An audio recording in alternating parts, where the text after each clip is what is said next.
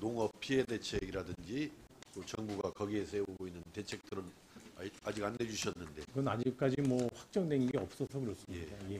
그건 의원님에게 제출할 수 있는 자료 확정된 게 없습니다. 그러면 이제 질의 시작하겠습니다. 예. 개도국 지위는 언제 공식 포기 선언을 합니까? 의원님 아까 말씀한 대로 이미 방침이 결정된 게 아니고요. 이번 대경장회에서 최종적으로 논의해서 거기서 결정할 예정이고요. 그러나 뭐 금년간 결정을 예. 예정인 것은 사실이죠. 그렇습니다. 하여튼 그 대책을 잘 세우셔야 할 것 같아요. 그 문제는. 어떤 철저한 대책을 당부를 드리면서 지금 장관님, 지금 제가 이번에 그 기재위 소관 국정감사가 이제 오늘 내일 마무리고 네. 이제 거의 끝나가는 무렵인데 그 국정감사를 해보거나 어제 문재인 대통령의 시정연설을 들어보거나 저는 과연 이 문재인 정부가 대한민국 경제를 살려낼 수 있을 것인가에 대해서 깊은 회의감을 떨치지 않을 수가 버릴 수가 없었습니다. 하여튼 오늘은 우리 그래도 대한민국 경제가 한번 이렇게라도 해서 살려날 수 있겠다. 좀 그런 기대를 가질 수 있도록, 확신을 가질 수 있도록 좀 총정과는 다른 좀 적극적인 답변을 부탁을 드리겠습니다. 예. 지금 지난번에 어디 외국 나가셨을 때 그랬나요? 어쨌나요? 금년도 우리나라 경제 성장률을 얼마로 전망하셨다고 어디 언론 보도에 나왔던데. 예, 뭐 정부가 하반기 경제정책 방향 때 2.4%를 제시를 했었고요. 예. 그 이외에 여러 가지 여건으로 최근에 IMF가 저희가 2.0, OECD가 2.1을 예측을 최근에 했습니다. 예. 제가 아마 그 정도 수준에서 올해 경제 성장률 수준이 나타날 것 같아서 예. 제가 그런 정도는 말씀을 그러면 이제 드렸습니다. 정부의 이제 공식 입장은 아니지만은 거의 장관께서 공개적으로 언론에다가 그렇게 이야기를 한 것은 2.1 내지 2.0% 2.0에서 2.1 정도 공개한 것이에요. 그 공식화한 것입니다. 그것은. 뭐 국제기구가 그렇게 전망을 했는데 제가 보건데 최근에 전망한 거고 예. 해서 저는 그 정도 수준이 그러니까 나는 정부가 뭐 경제가 왜 이렇게 어렵냐 그러면은 좀 기다려달라. 작년만 해도 중반만 해도 연말까지 언제까지 기다려달라 그러면은 연말까지 기다려달라. 연말에 가면은 내년까지 기다려달라. 또 그 내년이 오면은 언제까지 기다려달라고 하냐면 또 하반기에 가면 좋아지겠다. 이렇게 기다리는 이런 식으로 자꾸 미뤄오는데 그러면서 이제 가끔 가다가 이제 이게 현재화가 되면은 경제가 이렇게 나빠지고 성장률이 떨어지게 현재화가 되면은 마지못해서 이제 마지막 단계에서는 이제 인정을 하는 거예요. 성장률이 지금 2.0, 2.1%를 인정을 하는데 또 인정하면서도 물어보면 그래요. 왜 이렇게 성장률이 그러면 낮게 되느냐? 경제가 왜 이렇게 부진하냐? 그러면 대개 뭐라고 답변하냐면 대외 경제 여건이 안 좋아서 그렇습니다. 세계 경제가 안 좋아서 그렇습니다. 되게 이렇게 답변을 해요. 그러고 보면 대책을 내놓는 걸 보면은 주야장창 재정 확대. 재정 확대는 결국 현재 살고 있는 우리 국민이 세금을 더해서 부담을 하거나 아니면은 미래 세대가 부담을 해야 되는 국채 발행으로 되게 규결이 되는 건데 내놓는 대책이라고는 뭐 하나 믿을 만한 것이 없고 확실한 것은 재정 확대 정책. 제가 아까 국정감사를 하면서 또 어제 시정연설을 들으면서 문재인 정부에 대해서 이 경제를 살릴 수 있겠다라는 희망을 가질 수 없겠다라고 하는 것은 바로 그겁니다. 차일피일 그냥 좀만 기다려달라, 좀 시간 가면 좋아질 거다라고 하고 이유를 물어보면 세계 경제 탓만 하고 내놓는 대책이라고는 재정 확대 정책밖에 못 내놓으니 이 정부에 뭘 기대할 수 있겠는가. 지금 경제 성장률 제가 저기다 좀 올려놨어요.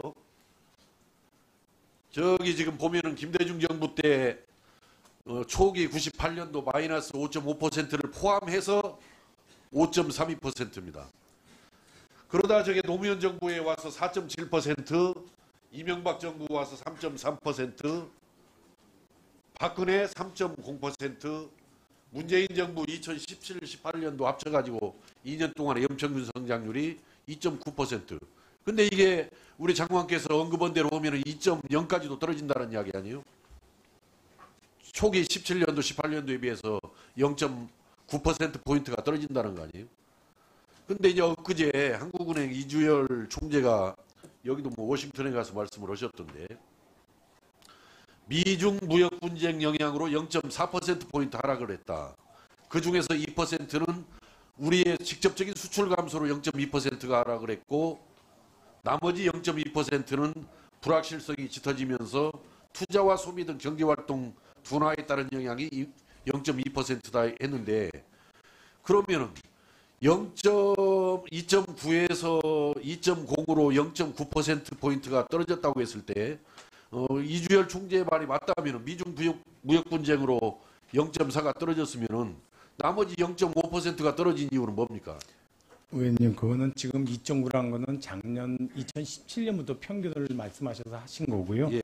올해는 아까 말씀드렸던 저희가 7월 초에 올해 한 2.4% 정도 성장할 수 있을 것 아니, 같다라고 그러니까. 제시를 했는데요. 아니, 그렇게 올해 그 기준으로 봐야 아니 여기 이 됩니다. 질문에 답을 해보세요. 그러면 작년에 비해서 그 떨어지는 이유는 뭐예요? 그러면 작년 2017, 18년도보다도 떨어지는 이유. 지금 말씀하신 대로 성장의 작년에 비해서 0.5를 어떻게 뭘로 설명할 그러니까 것이냐? 의원님, 올해 한국은행이 똑같은 통계로 올해 우리의 잠재 성장률이 지금 2.5에서 2.6 된다고 발표를 했거든요. 그러니까 이미 예전의 기준 3.2%, 3.0 성장한 그 실적으로 지금 자꾸만 비교하려 그러면은 우리 경제의 자본주의과 노동주의과 생산성이 맥시멈 하면은 2.5 내지 2.6이 된다고 하느니 최근에 공개를 했거든요. 아니 불과 작년도 재작년도가 합쳐서 2.9%인데 또 잠재 성장률이 2.5밖에 안 그거는- 된다라고 이렇게 빠져나가면 아니요, 그 도대체 빠져나간 게 어떻게 아니라 장관의 말을 믿을 수가 있습니까? 빠져나간 게 아니라 이걸? 제가 제 얘기를 하는 게 아니고 하는 저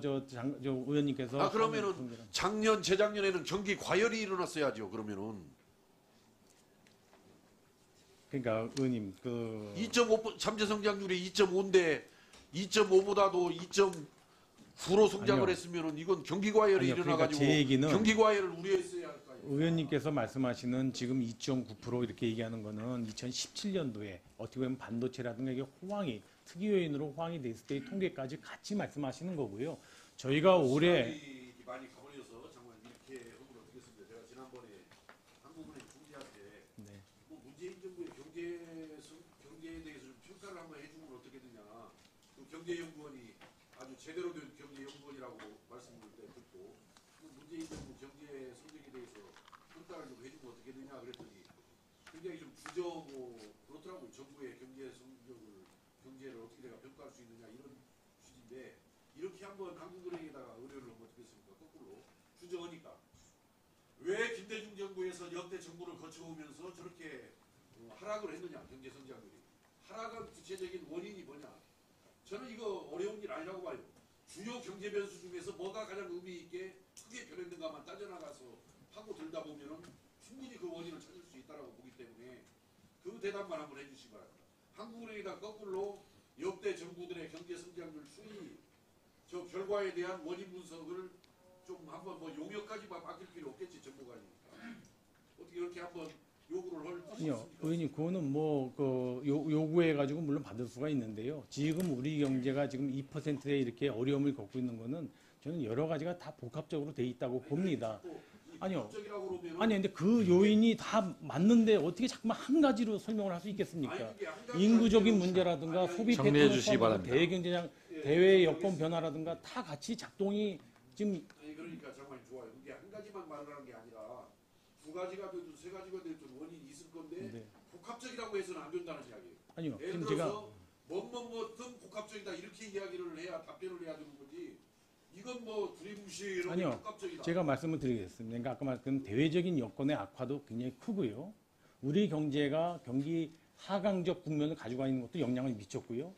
경쟁력, 제조업의 경쟁력이 예전보다 낮아지는 그런 구조개혁 이런 것들이 좀 더딘 것도 영향을 미쳤고 인구가 지금 예전하고 다르게 2020년도 김대중 정부와 다르게 급격하게 고령화가 일어난 것도 영향을 미쳤고요. 한국은행 총재 정리하시죠. 예.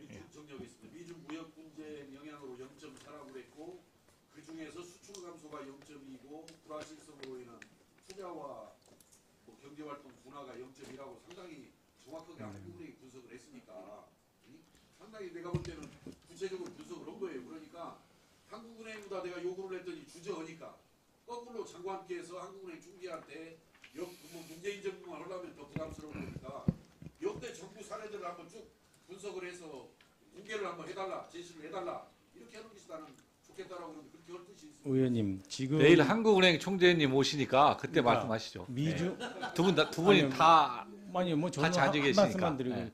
미중 무역 갈등 등 대외 여건에 의해서 우리 성장률이 얼마만큼 영향을 받았냐에 대해서는 한국은행 총재께서 말씀하신 한은 분석 자료 말고도 대여섯 개가 쭉 있습니다. 성장률이 어느 정도 영향을 미쳤겠다. 그 중에 하나 한은 총재께서 한은에서 분석한 내용을 말씀을 드린 거고요. 얼추 다른 분석 자료들은 이거하고 유사하던가 앞뒤에 있습니다. 그래서 그런 자료들은 정부도 충분히 갖고 있고요.